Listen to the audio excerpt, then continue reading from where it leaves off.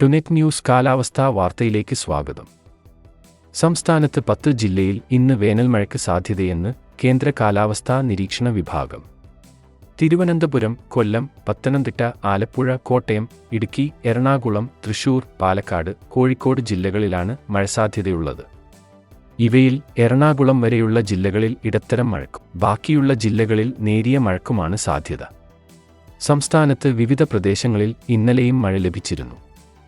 ഇന്നു മുതൽ 14 വരെ ഒറ്റപ്പെട്ട സ്ഥലങ്ങളിൽ ഇടിമിന്നലോടുകൂടിയ മഴയ്ക്ക് സാധ്യതയുണ്ടെന്നും ജാഗ്രത പാലിക്കണമെന്നും കേന്ദ്ര കാലാവസ്ഥാ നിരീക്ഷണ വിഭാഗം അറിയിച്ചു.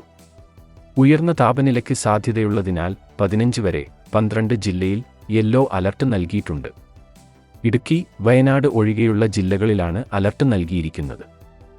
കേരള തീരത്ത് ഇന്നു രാത്രി 11:30 വരെ 0.5 മുതൽ 1.4 വരെ മീറ്റർ ഉയർന്ന തിരമാലയ്ക്കും കടലാക്രമണത്തിനും സാധ്യതയുണ്ടെന്നും ആയതിന്റെ വേഗം സെക്കൻഡിൽ 20 സെന്റിമീറ്ററിനും 40 സെന്റിമീറ്ററിനും ഇടയിൽ മാറിവരാൻ സാധ്യതയുണ്ടെന്നും ദേശീയ സമുദ്രസ്ഥിതി പഠന ഗവേഷണ വിഭാഗം അറിയിച്ചു.